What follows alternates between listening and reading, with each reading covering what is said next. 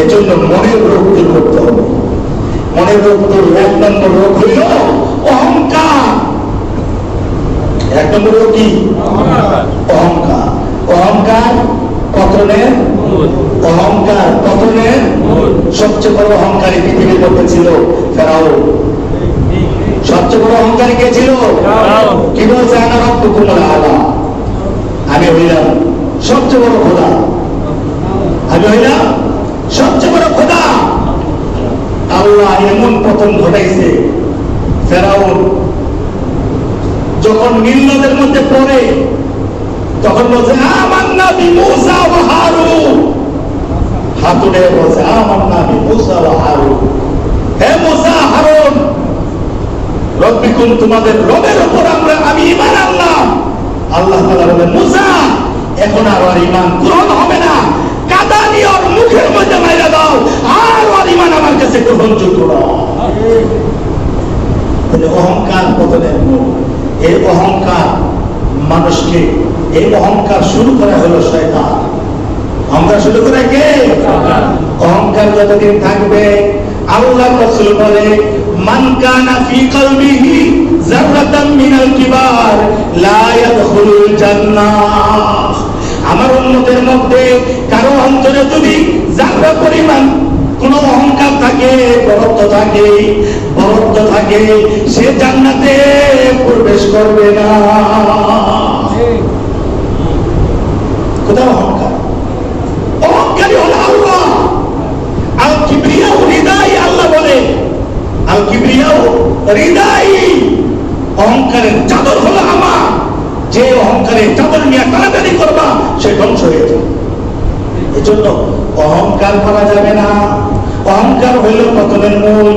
যত মানুষ জেলখানায় আছে, জেলে এরকম ভাবে ফাঁসি এরকম ভাবে চলতেছে, জেলখানায় যত গেছে অহংকারের জন্য হত্যা করছে, অহংকারের জন্য একজনের মারছে, টাকার অহংকারের জন্য একজনের বানাইলো আমার নামে মিলাদ পড়াও, নতুন ঘর দিছ আমার নামে মিলাদ পড়াও, নতুন দোকান দিছ আমার নামে মিলাদ পড়াও, কিন্তু নামাজগুলো আদায় করো না, পর্দা ঠিক মতো করো না, মিথ্যা কথা ঠিক মতো বলো। এই মিলাদ আমি রাসূল চাই না। আমার সাথে ধোঁকা দাও, আমার সাথে ধোঁকা, সব দিনকে তালাক দিয়েছো। আমার জন্য কথা বললে আলেমরাই রাস্তায় নামে, তোমরা নামো না। নেতার জন্য কথা শুরু হইলে থানায় মিছিল শুরু হইয়া যায়। আর রাসূলের বিরুদ্ধে কথা বললে আলেম ওলামা ছাড়া জান দেওয়াই না পাওয়া যায় না। এগুলো আমরা ভালোবাসি। ইসলামের জন্য টাকা দরকার হইলে, মসজিদের জন্য টাকা দরকার হইলে, মাদ্রাসার জন্য টাকা দরকার হইলে, দিনের কাজের জন্য টাকা দরকার হইলে, এখন তোমাদেরকে তালাশ করে পাওয়া যায় না। বলে টাকা হইল আমার, এটা আমি দিব না। টাকার ব্যাপারে বলে এটা কোনো পরামর্শ নাই। হুজুরের কাছে পরামর্শ হলো হুজুর মাসলা, গোসলের মাসলা, আর কিছু মাসলা। টাকা কোন জায়গায় খরচ করুন, এটা তো হুজুর কাছে মাসলা ঠিক আছে না। কেন হুজুর কথা আমি 100 টাকা বেতন দেই, হুজুর কথা আমি 200 টাকা বেতন দেই, হ্যাঁ কি দিলাম? ওরে বাবা, 200 টাকা 100 টাকা বেতনের কারণে টাকার মাসলা জিজ্ঞেস করে না যে আমার টাকায় জাকাত কত আসছে, আমার টাকা সহি মতো ব্যয় হয় কিনা, আমি এই কাজ করতেছি জায়েজ হয় কিনা, আমি এই ব্যবসা করতেছি জায়েজ হয় কিনা, আমার এই কাজটা সহি হয় কিনা, এটা জিজ্ঞাসা করার মতো মুসল্লি তালাশ করে পাওয়া যায় না। এর অর্থ কি? এর অর্থ হইল আমার মন মতো আমি চলবো, আমার টাকা আমি ব্যয় করবো, আলেম ওলামারে কেন জিজ্ঞেস করবো? জন্য মন মতো সব চলে। অথচ আল্লাহ রাসূল বলছে পরিপূর্ণ ইমানদার হতে পারবে না যতক্ষণ পর্যন্ত আমার আনিত জিনিসগুলোর মধ্যে তোমার মনকে পুরা লাগাইতে না পারবা। 100%। কত পার্সেন্ট? 100%। কত পার্সেন্ট? 100% আমাদের দাঁড়িয়ে আছে কিনা? আছে। 100% ইমানের মধ্যে কি দাঁড়িয়ে নাই? আছে। তো দাঁড়িয়ে কানে কে? 100% ইমানের মধ্যে কি পর্দা নাই? তাহলে পর্দা করে না কে? 100% ইমানের মধ্যে কি বড় জামা নাই? তাহলে ছোট জামা গায়ে যায় কি লিগা? 100% রাসূল যা করছে, মা তাকুমুর রাসূলু ফাখুযুহু ওয়া মা নাহাকুম আনহু ফান্তাহু। রাসূল যেভাবে ঘুমাইছেন ওইভাবে ঘুমানো সুন্নাত। সুন্নত, রাসূল যে কাপড় পরছেন ওই কাপড় পরা সুন্নত, রাসূলের মেয়ে যেইভাবে বিবাহ দিছে ওইভাবে বিবাহ দেওয়া সুন্নত, রাসূল যেইভাবে করছে ওইভাবে চলা হলো রাসূলের তরিকা মানা। ঠিক না বেঠিক? এখন এটা হলো রাসূলের সুন্নত, রাসূল এইভাবে করছে আমারও এইভাবে করতে হবে। রাসূল নামাজ যেইভাবে করছে আমারও এইভাবে করতে হবে। ঠিক না বেঠিক? রাসূল হজ যেইভাবে করছে আমার ওইভাবে করতে হবে, রাসূল দান যেইভাবে করছে আমার ওইভাবে করতে হবে, রাসূল কুরবানি যেইভাবে করছে আমার ওইভাবে করতে হবে। ঠিক না বেটি? রাসূল পরিবারের সাথে কেমন ব্যবহার করছে আমার ওইভাবে করতে হবে, রাসূল সমাজে জিন্দেগি কিভাবে চালাইছে আমার ওইভাবে চালাইতে হবে। না সান্দাবাজি করতে হবে? রাসূল কি সান্দাবাজি করছে কিনা? না করছেনি। রাসূল হারামের সাথে কোনো শরীক ছিল কিনা? সাহাবায়ে কেরাম হারামের সাথে শরীক ছিল কিনা? আমরা কি হারামের সাথে থাকতে পারবো কিনা? হারাম এক লোকমা খাইতে পারবো কিনা? এক লোকমাও খাইতে পারবো না। হারাম থেকে বাঁচতে হবে, তাহলে পরিপূর্ণ রাসূল যা নিয়ে আসছে তার পরিপূর্ণ মানতে হবে। খালি নামাজ পর্দা নাই, খালি নামাজ যাকাত নাই, খালি নামাজ সুদ খান, খালি নামাজ ঘুষ খান, কোনো কিছু চলবে না। ইমানদার হতে পারি আর পরিপূর্ণ ইমানদার না হওয়া পর্যন্ত জান্নাতে যাওয়া, জান্নাতে যাওয়া দুনিয়ায় 33 পাস করলে পাস হয়, 35-এ পাস হয়, 50-এ পাস হয়, 60-এ ফার্স্ট ডিভিশন হয়, 80-তে এরকম ভাবে স্কলার হয়, 100-তে এরকম ভাবে আরো ডবল স্কলার হয়। ঠিক না বেটি? কিন্তু পাস হয়ে যায়। আর জান্নাতে পাস হওয়ার জন্য 80-তে পাস নাই, 85-তে পাস নাই, 90-তে পাস নাই, 95-তে পাস নাই। বুঝেন না কথা? 99-তে পাস নাই, 99 আধাতে পাস নাই, 100-তে 100 যারা পাবে আল্লাহ রাসূল বলবে আমার লগে জান্নাতে লো। একজনে কবে ইয়া রাসূলুল্লাহ আমার খালি একটা আমল রয়ে গেছে, একটা আমল। কি আমল? একবার সুবহানাল্লাহ বললে যে সওয়াব দরকার এই সওয়াব আমার নাই। আল্লাহ রাসূল বলবে আমার নেওয়ার রাস্তা নাই, আগে যারা 100% আছে তাকে আমি পার করে দিয়ে আসি, তোমার ব্যাপারে আল্লাহর কাছে সুপারিশ করতে হবে। তাহলে 100 পাইতে হবে। আমরা কোন চিন্তায় আছি? অনেকে নামাজ পড়তেছি দাড়িগুলো মন মতো রাখি, নামাজ পড়তেছি ব্যবসা হারামের সাথে কোনো লাভ নাই, এই নামাজ দিয়া কোনো লাভ নাই। এরকম ভাবে মানুষের জমি দখল করে আসি, বোনকে ঠকাইছি, ভাইকে ঠকাইছি, আত্মীয় স্বজনকে ঠকাইছি, ভাইকে ঠকাইছি। যদি ঠকানোওয়ালা থাকে আপনার নামাজ কালকে আমাদের জান্নাত পর্যন্ত দিতে পারবে না।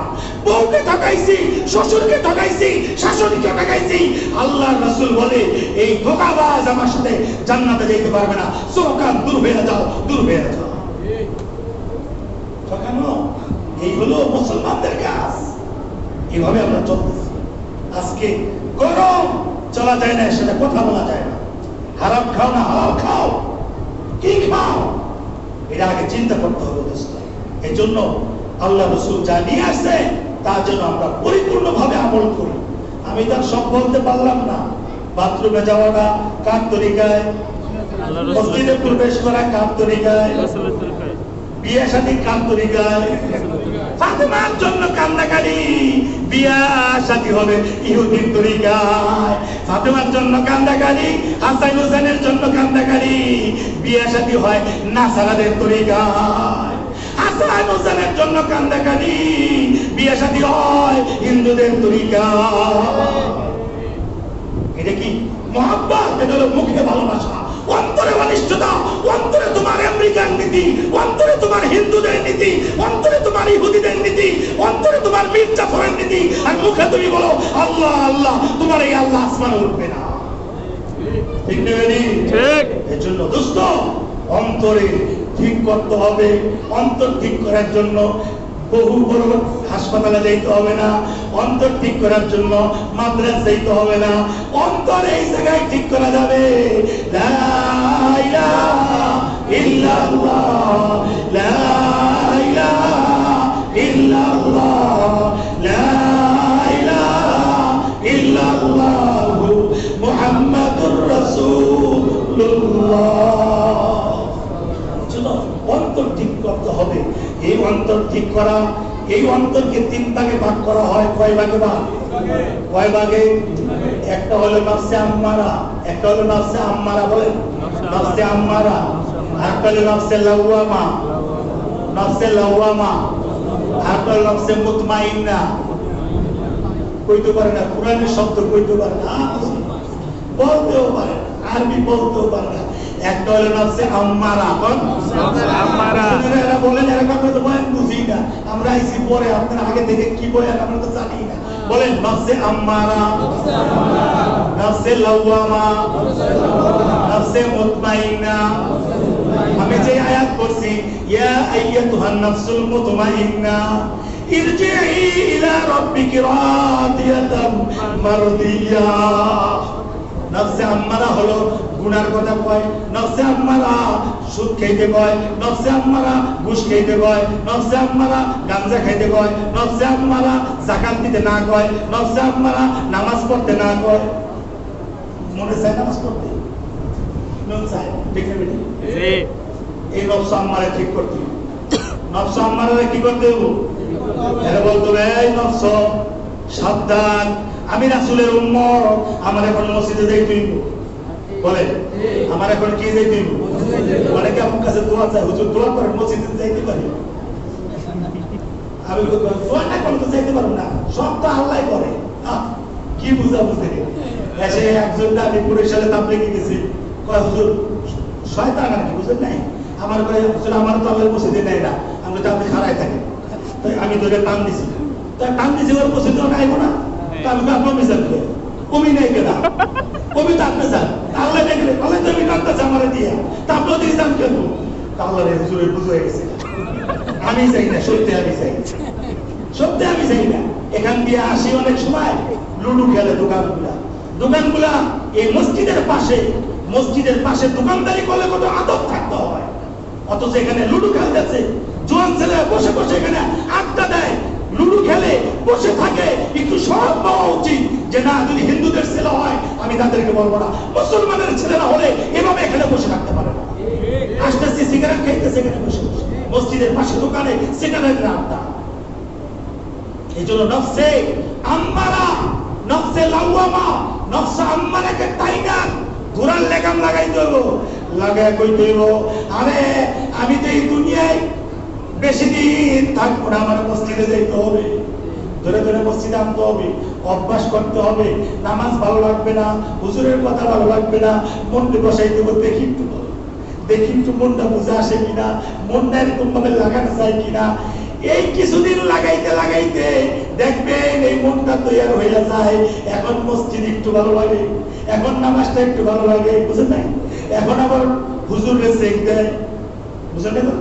অনেক আছে না হুজুরে চেক দেয়, নামাজ হয়ে হুজুরে চেক দেয়। আগে তো 30 বছর নামাজ পড়ে নাই, এখন নামাজ হয়ে হুজুরে চেক দেয়, হুজুর ঠিক মতো চলে কিনা। এটা সবাই চেক দেয়, ইমাম সাহেব তো চেক দেয়, মুয়াজ্জিন সাহেব তো চেক দেয়, ঠিক আছে কিনা। এরা এখন তো সবার ইমাম মুয়াজ্জিন চেক দেওয়া ভালো, তবে চেক দেওয়া খালি ইমামের দোষ তালাশ করে না, ইমাম সাহেবের খোঁজ খবর নেওয়াও চেক দিতে হবে। খায় কিনা, বসে কিনা, ভালো বাজার করতে পারে কিনা, এটার খবরও নিতে হবে, ঠিক না? খালি ইমাম সাহেব মসজিদে আসে না, দুঃখে মনটা শেষ হয়ে যায়, এটা ইমামের ভালোবাসা না, এটা ইমামের মনে মনে শত্রু। আর হক কথা কইলে ওই ইমামরে দেখতে পারে না, ওই মসজিদে নামাজে যেমন বলে কি হয়েছে, আরে মিয়া খালি সুদের কথা কয়, আরে মিয়া আমি হইলাম বিশ্বাসের ভক্ত, বিশ্বাসের বিরুদ্ধে কর, আমি বিশ্বাসের বিরুদ্ধে করি, আমি হইলাম 1 নম্বরের বিশ্বাস। দুনিয়ার সবচেয়ে বড় মাজারওয়ালা হলো মুহাম্মদুর রাসূলুল্লাহ সাল্লাল্লাহু আলাইহি ওয়াসাল্লাম। টাকা দেওয়া যদি মাজারে জায়েজ হইতো, আল্লাহ রাসূলের মাজারে টাকা দিত। মোমবাতি জ্বালানো যদি জায়েজ হইতো, আল্লাহ রাসূলের কবরের মধ্যে মোমবাতি জ্বালাইতো। আগরবাতি দেওয়া যদি জায়েজ হইতো, আল্লাহ রাসূলের কবরের মধ্যে মধ্যে আগরবাতি দিয়া দিত, ঠিক নেবে হাত পাশা দিয়া যদি মাজারের পিছনে যাওয়া না যায় হইতো, আল্লাহ রসুলের পিছনে মাজারে এরকম ভাবে পিছন দেওয়া যাইতো না, ঠিক নেবে একদম মূর্খ লোকেরা কবরে গেলে বলে হুজুর আপনি বাইরে পাচ্ছে পাচ্ছে শয়তান শয়তান, ওরা নামাজ বোঝে না, এই এলাকায় নামাজ পড়ে নাই বন্ধরা, যারা এই বন্ধদের মরি ওরা 5 ওয়াক্ত নামাজ এখানে আসে না, ঠিক না ভাই? বন্ধরা মাজারে যায়, এই বন্ধরা নামাজে আসে না, এই বন্ধরা মসজিদের নির্মাণে কাজে আসে না, এই বন্ধদের বাচ্চা কাচ্চাদের মাদ্রাসায় পড়ায় না, মাদ্রাসা আলেম ওলামাদের বিরুদ্ধে বলে, ঠিক না ভাই? এই বন্ধরা যায় কবরের ওখানে পাশা দিয়ে দেওয়া যাবে না, রাসূলের পিছনে মাজারের পিছনে দিয়ে নামাজ পড়ে পরে কি করে পরে কি করে না বলে, পরে কি করে না বলে, যখন সালাম দিয়ে আসেন পিছন দিয়ে আসেন কে আসেন না বলে। রাসূলের কবরে যদি পিছন দিয়ে আসা যায়, এই দুনিয়ার মানুষের কবরে কেন আসা যাইব না? আরে শয়তান কবরের মধ্যে না, দিলের মধ্যে শয়তান এই মানুষের সম্মান বাড়াইছে, আল্লাহ রাসূলের সম্মান কমাইছে, চিল্লিয়ে বলেন নাউজুবিল্লাহ। আজকে এগুলো দিয়ে মানুষের ঈমান নষ্ট। এই মাজারের যারা ভক্ত তারা এরকম ভাবে, মাজারের যারা ভক্ত তারা এরকম ভাবে দেখায়, এই সম্মান যদি দেখাইতে পারে, আমি সম্মান যদি কুরআন হাদিসে কোথাও দেখাইতে পারবে, কোথাও না। এগুলো দরকার না, এগুলো কোনো জরুরি না। মাজারে টাকা দেওয়া, যদি ওই মাজারে কোনো মাদ্রাসা থাকে, মসজিদ থাকে, মসজিদে টাকা দেওয়া যাবে, কবরের উপর টাকা ফালানো না জায়েজ। এর অর্থ হইল আমার মন যেমন চায় আমি অমন করি, রাসূল যেভাবে চায় ওইভাবে করি না। পৃথিবীর মধ্যে নবীদের পরে সবচেয়ে দামি মানুষ হইল হযরতে আবু বকর, এরপরে দ্বিতীয় মানুষ হইল হযরত ওমর ফারুক রাদিয়াল্লাহু তাআলা, এরপরে তৃতীয় হইল হযরত ওসমান গনি রাদিয়াল্লাহু তাআলা, চতুর্থ হইল হযরত আলী কাররামাল্লাহু ওয়াজহু। তাদের কবরে কিছু আসেনি? কিছুই নাই। তাহলে আপনি কার কবরে দেন? সাহাবীদের কবরে নাই, বড় বড় আলেমদের কবরে নাই, এগুলা জায়েজ নাই, দেওয়াও জায়েজ নাই, যাওয়াও জায়েজ নাই, মহিলাদের কবর জিয়ারত করাও জায়েজ নাই। কারণ মহিলারা বাড়িতে বৈশা ইবাদত করবে, মহিলার কবরে যাওয়া লাগবে না, এখানে বসে তুমি সূরা ইখলাস পড়ে এই ইখলাসের সওয়াব কবরে চলে যাবে। কুরআন হাদিস মোতাবেক কথা বললে কারো যদি কষ্ট হয়, সে মনে করতে হবে আমার অন্তরে শয়তানের বাসা। আর যদি না পারেন, যদি আপনার বুঝে না আসে, আমার কাছে আসবেন, হুজুর আমাকে বুঝাইয়া দেন। কেন শয়তান বুঝতে দিবে না, অন্তরে যখন কালো দাগ থাকে এই নূরের কথাগুলা অন্তরে প্রবেশ করে না, ঠিক না বেঠিক? আল্লাহ তাআলা আমাদের সবাইকে আমাকে আমল করার তৌফিক দান করুন।